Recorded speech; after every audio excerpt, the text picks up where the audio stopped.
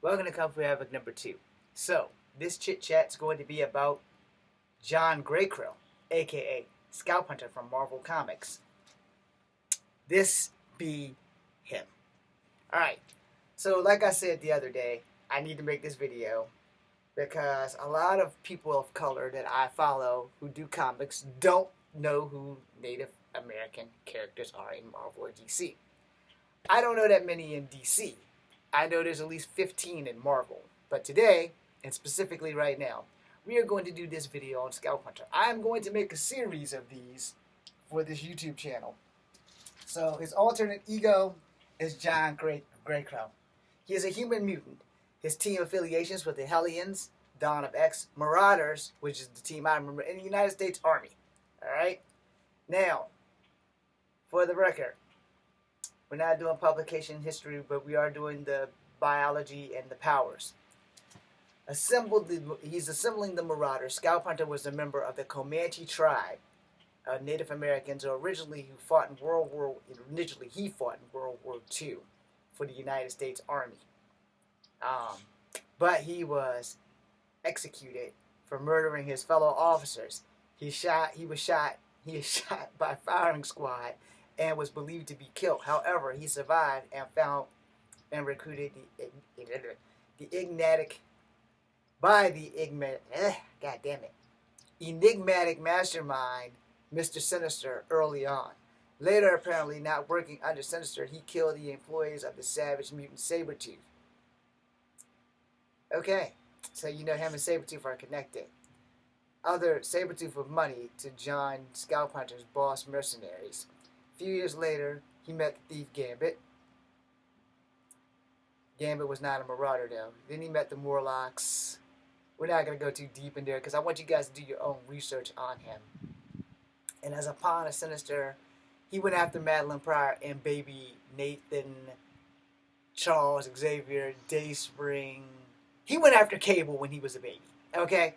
That's how we solve all that naming, because Nate had a lot of goddamn names.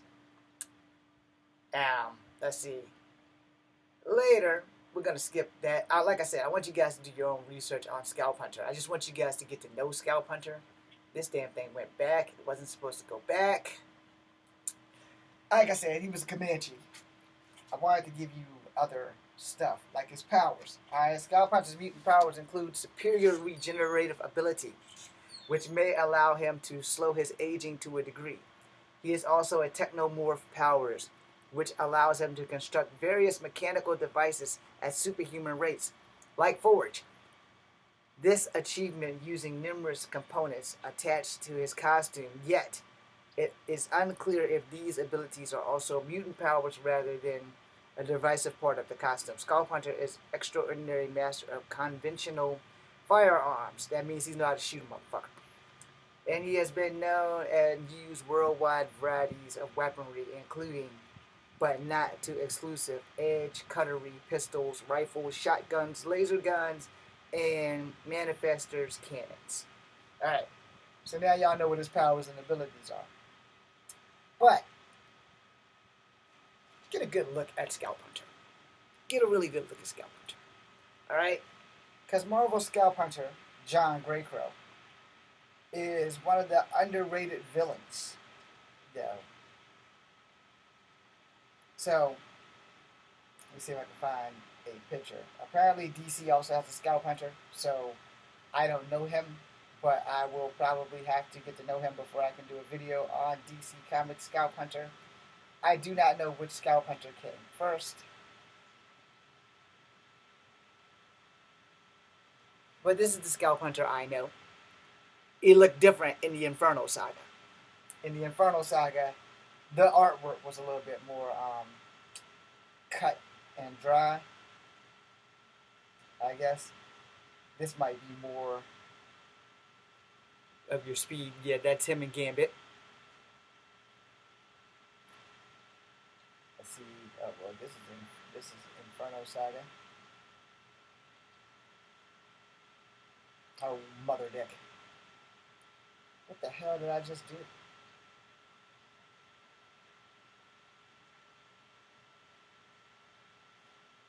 Okay, so if you can see all of those, you should probably go find that comic. It's pretty good. I don't understand this part, so I clearly missed that. Okay, this is the Danger Room. I guess that's Madeline Pryor after she recovered from her injuries. You know, my next video is going to be kind of important, but we're going to give you the. God damn it! I just fucked up. There it is. So there are comics where they have these things. I got to get you a different picture so you can see what the fuck I'm talking about. So you see how it has Scalphunter, it has all this information there. So the comics do that. I can't remember what they're called, but yeah, they give you all the information. And like I said, I figured I'd use Google. It was a little bit easier, a little bit cheaper. Scalphunter, for the most part, is probably what you would consider more of a mercenary than a bad guy. If the bill is paid, he'll do the job. But as a veteran of the military and a person who is of Cherokee descent versus Comanche, because I don't think they have any Cherokees in Marvel, I'm not going to swear to it. I know that Danielle, Forge, and Scalphunter are all Comanche.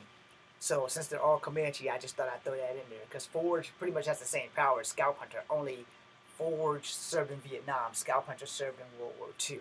Danielle has not joined the military. Not that she can't, it's just that she hasn't. Unless you count Valkyrie's army, because then Dark Rider, she was a part of that. But for the sake of arguments, since those three are all Comanche, I figured I'd chat that up a little bit just because of the simple fact that, you know, there aren't a lot of native representation. I forgot what Echo is because she's new. And no, I did not get my name from her. I had my name first. She's just a comic character, and her name is actually spelled correctly. My name is purposely misspelled with a K versus an H for, grammatically speaking, if I spell it E-C-K-O versus E-C-H-O, you can't really trademark a name like talking about it, which is why my entire name is Echo Fang Grey Wolf versus James Williams Jr. There are a lot of James Williamses out in the world. There are not that many Echo Fang Grey Wolves. That belongs to me. Now, Echo the superhero is spelled E-C-H-O, the way you actually spell the name Echo. I borrowed the spelling of my name from the fucking brand of shoes that I can't afford. But they can brand the name of the shoe. They can't take the name and say that no one else can use the name. Okay? Plus, it looks cooler with a K, Echo, versus E-C-H-O. Okay, off of me. Anyway, so we're going to finish this off because my battery life is dying. The thing you need to understand about Scalphunter is that if he has you in his sights, someone paid him well. Someone paid him very well, and he's out to eliminate you. And he rarely misses his target. Rarely. All right, now, he's not dead shot, but he rarely misses his target. And he will stalk you the way he stalked Madeline Pryor with the Marauders. Now, let's not take anything from Madeline Pryor while she was in Alaska. She fought for her life. She literally fought fucking like 9 people. But in the end, she lost. And they took her baby. This is what would later spawn the Infernal Saga. But this happened in Dallas when Forge's episode happened. Before Madeline came back from the dead, her main mission when she got back from the dead was to go find her son. But the side trek to Dallas kind of messed that up, alright? So if I'm remembering it right, because it still has something to do with Scalphunter and my battery line's about to go red, so we got to speed this up. If I'm remembering it right, she was attacked in Alaska. She made her way to New York where she got recovered, and then they went to Dallas where her and yay so many X-Men died. I will actually make a part 2 of this when I get upstairs to my room, because we're going to have to Google some shit. That being said, I'm Echo Fang Grey Wolf. This is Kung Fu Havoc number 2. Be seeing you. Thank you for watching.